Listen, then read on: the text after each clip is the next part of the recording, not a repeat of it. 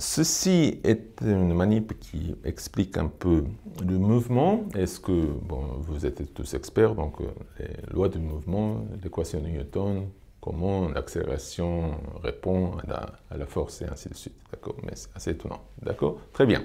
Allons-y. J'ai apporté ici un pipeau, il y a un trou, il y a un autre trou, et lorsque je souffle dedans, il y a l'air qui sort ici, d'accord, vers le haut. Bien. Je mets une boule.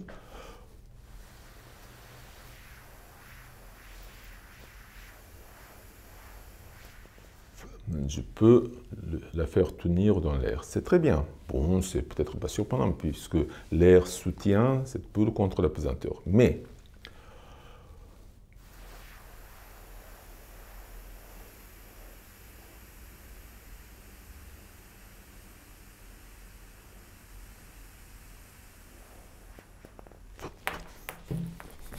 je peux la soutenir complètement en dehors de la verticale.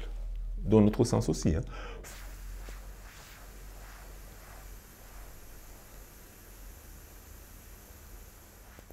Est-ce que vous avez vu aussi que lorsque j'incline, la boule se met à tourner, comme ça, je vous remontre.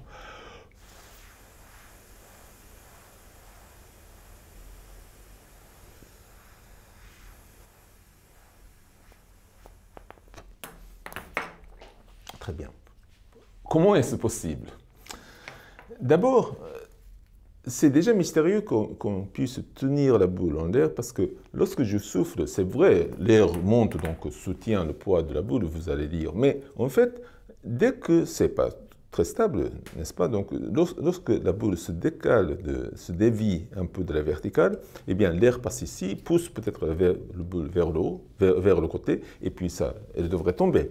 Mais non, en fait, elle revient vers le milieu.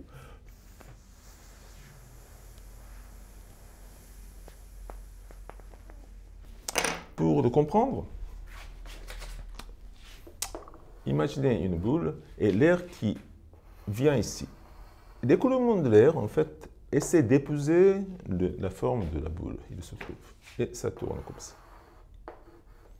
Et à l'intérieur, il y a beaucoup de turbulences et de l'aérodynamique extrêmement compliquée. On ne peut pas utiliser, si vous avez entendu parler, le terme de Kutaï-Joukowski et ainsi de suite. Mais ce n'est pas grave.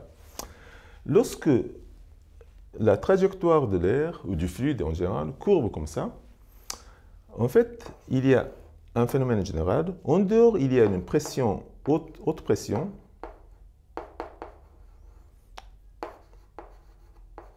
et à l'intérieur, il y a une basse pression.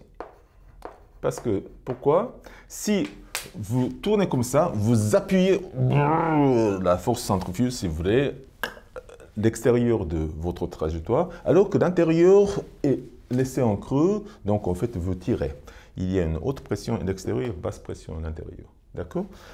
Aussi, si vous faites par exemple un ressort comme ça, et vous faites tourner comme ça, eh bien ça va être comprimé. Lorsque vous tournez, ça va être allongé. C'est-à-dire que ça, c'est haute pression, ça, c'est basse pression. D'accord? Donc ici, lorsque l'air contourne, il y a haute pression, mais là, ici, il y a basse pression. Et ça aussi, ça courbe dans ce sens. Il y a haute pression et basse pression. Et vous voyez, juste à côté de la boule, il y a haute pression ici, basse pression ici. Ça vous donne une force qui est vers le haut, qui soutient le corps. Et d'ailleurs, il est très important que ça tourne parce qu'en fait, la plupart de l'air passe par-dessus. Et ça frotte contre la boule et c'est ça qui fait tourner. Donc, le fait que vous voyez tourner la boule, c'est une preuve qu'il y a ce mouvement de l'air qui épouse un peu la forme du corps et qui dévie. Et cette courbure fait le gradient, comme on dit, de la pression. Et c'est pour ça que